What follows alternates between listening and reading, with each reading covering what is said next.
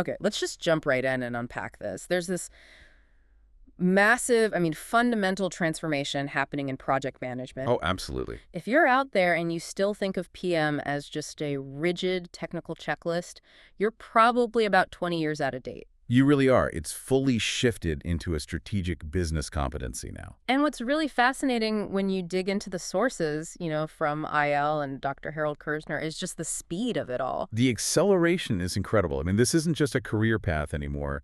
It's become the main vehicle for how any modern company actually executes its strategy. Exactly. So for our deep dive today, we're focusing on two huge forces. First, there's volatility, that whole VUCA environment we talk about, which COVID-19 just threw into hyperdrive. For sure. And second, you have technology, AI, big data, all of it. And these two things are forcing PMs to stop being just technical people and to start acting like actual business managers. And leaders. They have to be leaders. Because project management is now being used for these really complex, non-traditional things. Like what, specifically? Well, strategic planning, innovation, R&D. I mean, these aren't just IT rollouts with a clear start and finish. You're managing deep, deep uncertainty, and the old methods just can't handle it. To really understand that shift, I think we have to look at what PM used to be. Because honestly, it sounds like a completely different job. It was. So let's go way back. Where did this all even start? We can pretty much trace modern PM back to the engineering community. Specifically aerospace and defense, right after World War II. Okay. The U.S. Department of Defense was expanding all these technical projects, and they basically set two main criteria for anyone managing them. And those were what? A deep command of the tech, right? You probably needed a master's or a PhD to even get in the door. Precisely. You had to know the specs inside and out. And the second thing was superior writing skills. Okay, that makes sense. But here's the funny historical irony. The contractors immediately found a way around the writing part. They just created technical writing departments. So you'd literally have a person sitting next to the project manager, taking dictation and writing the reports for them. So the need for a good writer actually created a whole new job category. That paints a pretty clear picture of the culture back then. Oh, yeah. It was super quantitative. All about earned value management systems, EVMS, and PERT charts for scheduling. And the PMs themselves had almost no real authority, right? Minimal to none, especially over the people. The company just saw workers as temporary project expenses. Ouch. Yeah, and the PM's goal wasn't to, build a team. It was to get those resources off the project as fast as possible to hit the budget. They had to rely on functional managers to keep people motivated. Which brings us to the whole problem with the project sponsor role. It seems crazy that the person running a, say, $500 million project wasn't trusted to make business decisions. It was, but senior management just did not trust these hyper-technical PMs with the business side of things, especially once PMs were allowed to talk directly to clients. So that's why they created the sponsor. The PM handles the tech. The sponsor handles the business. Exactly. But even that got political. There's this practice called eyewash sponsorship. Eyewash. Yeah. An executive would put their big, impressive name on a proposal to win a government contract. But as soon as it was awarded, they'd silently pass the actual sponsorship duties down to some middle manager without telling the client. That is a classic bureaucratic move. All the glory, none of the work. But that whole stable system depended on everything being predictable. Which it stopped being. The rug got pulled out from under them in the late 2010s because of volatility. The VUCA environment. Right. Volatility, uncertainty, complexity, and ambiguity. It's just a way of saying everything is unpredictable and moving fast. And the pandemic just accelerated that, creating these crisis projects that old school PMs were totally unprepared for. Right, so that environment basically created a new mandate. And this is the core shift we really want you to take away today. If you are a project manager right now, you are not just managing projects anymore. It really needs to be said again, because it's a huge mind shift. You are managing part of a business. You're expected to make business decisions right alongside project decisions. Which means you have to go way beyond the statement of work. It's not the holy text anymore. No. Next-gen PMs are supposed to be actively looking for new opportunities for the company while the project is happening and bringing those ideas to management. And they have to know the difference between project types. Exactly. There are traditional operational projects, clear requirements, a solid business case, and then there are strategic projects. Which just start with an idea. Right. Just an idea, a longer timeline, and the scope is always evolving.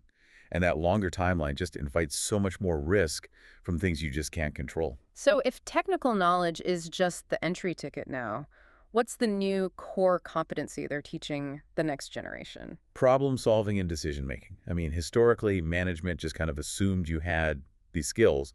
Now they're seen as critical things that have to be taught. And the first lesson is what? To identify the real problem, not just the symptoms. Right. Like if you go to your boss and say, we're over budget and behind schedule, you're just describing the symptoms. Exactly. The root cause might be a bad design, or you don't have enough authority, or a key supplier failed. That's the real problem. And to find that root cause, you need more information. A lot more. You need what we call secondary information from outside your team, from marketing, from sales, from actual customers. You can't just look at a project schedule anymore and figure it all out. Okay, so moving into that complexity, let's talk about assumptions and constraints. Traditionally, these were like the fixed walls of the project. That idea is basically gone for strategic projects. Your assumptions will change, your constraints will change. You might not even know all of them at the start. And the list of constraints itself has gotten way longer than just time, cost, and scope. Ugh, that old iron triangle is just not enough anymore. Now you have to add quality, safety, risk, ethical conduct, and even reputation and image. And the key thing here is that every one of those new constraints comes with a new metric that you have to track. It has to. Think about reputation. With social media, one bad story about an unethical supplier can destroy months of work in an hour. So you're not just managing the budget anymore, you're actively managing the company's public image. You are. And since these projects need so much innovation, you need effective brainstorming. But the sources say something pretty alarming here, What's that?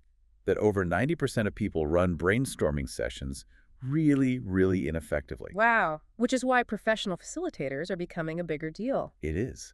If you want to do it right, you have to follow the best practices. Send the agenda ahead of time, tell people to think out of the box, but also in the box. What does that mean, in the box? It means, what are the great ideas that actually work within our current limits? And you have to require data for big ideas, and crucially, no criticism of any idea until it's time to discuss them. I love this detail from the source material about Amazon's two-pizza rule. It's brilliant, isn't it? The number of people in a meeting should be small enough that you can feed them all with 2 pizzas. When the pizza's gone, the meeting's over. Exactly. It forces focus. But then there's virtual brainstorming, which we all got a crash course in. Right. What are the big trade-offs there? Well, the pros are, less pressure, you can get a more diverse group. But the cons are big.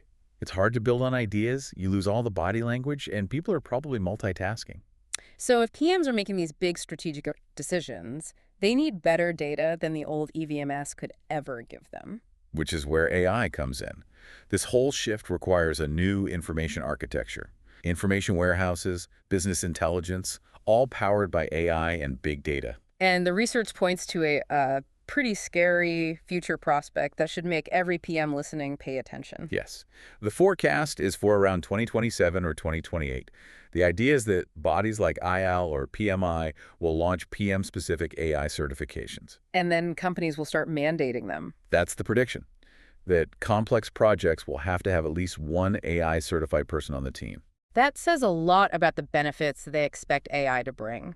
So what can AI do better than a human PM? It's going to transform decision-making. I mean, AI can see patterns in data that we just miss. Yeah. It'll find root causes faster. It'll do better capacity planning. It'll track all those new constraints. Yeah. It enables true strategic thinking, not just, fighting fires.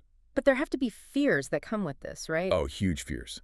Fear of job loss is number one. Mm-hmm. Then there's the fear of project failure. What if the AI says go left, your experience says go right, you go right and fail? Right. Who's to blame? Right. There's also customer dissatisfaction. Maybe your client doesn't want AI used on their data. And of course, the massive cybersecurity challenge of protecting all that sensitive information. And the legal side is just a minefield. I can't get this question out of my head. How do you sue artificial intelligence? How do you take it to court? That is the single biggest structural challenge facing project management in the next few years. It's a total unknown. Okay, let's shift to success and failure. Historically, a failing project might just limp along forever. Right, hoping for a miracle. But executives are now demanding clear criteria for both success and failure, what they call exit criteria, right at the very beginning of a project. And success isn't just about finishing on time and on budget anymore. No, it's still explained in financial terms, ROI, net present value. But now you have to differentiate between short-term success at the end of the project and long-term success. Which is measured, what, 2 or 3 years later? Often, yeah. It's usually based on customer acceptance in the market. Did people actually want this thing we built? And what are some of those clear reasons, the exit criteria, for just pulling the plug on a project? Well, the sources list a few key ones. Hitting a technical obstacle you just can't get around. Realizing your company doesn't have the right know-how. Or the market is just too small. Or it just doesn't fit with what the company already does. Exactly. It doesn't fit with your production or your sales force or your current customers. But a failure isn't always a total loss. There's this concept of retrospective sense-making. Which is a fancy way of saying, let's not call this a disaster. Let's call it an expensive lesson. Huh. You analyze the root cause of the failure. Was it bad governance? Were our assumptions just wrong? And if you can identify that, you can often change the critical success factors and actually save the core idea of the project. It's about learning from it. It is. And Agile and Scrum are really helping here because they track changes in assumptions and all those other environmental factors, not just time and cost. Okay, finally, let's talk about the people, because none of this works without a huge cultural shift, especially with things like quiet quitting on the rise. Right. The modern workforce really prioritizes a good working environment, sometimes even over the paycheck. And that means PMs have to show a much, much greater concern for their team's needs than ever before. So the PM's job is the complete opposite of what it was when they were just trying to get rid of the team. Total opposite. Now they have to engage on a personal level. They're expected to ask questions that used to be completely off limits. Like what? Like, what do you expect your role to be? Or how does this project's success help your career goals? It gives you so much insight into what motivates people. And it all has to connect up to the bigger picture. It does. The corporate culture and the project culture have to be aligned. And every team member needs a clear line of sight to the company's strategic goals. This sounds a lot like servant leadership, the idea that the PM works for the team. That's exactly what it is. It's about listening, empathy, stewardship. You're a caretaker for the people and the project. It's the polar opposite of the old command and control model. So to wrap all this up, the sources point to 8 core inspirational leadership competencies that future PMs need to master.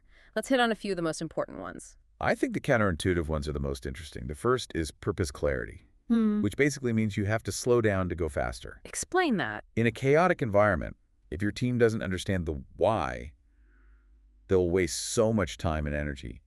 The leader has to constantly communicate the purpose. I like that. What about dealing with the speed of everything? That's covered by decision speed.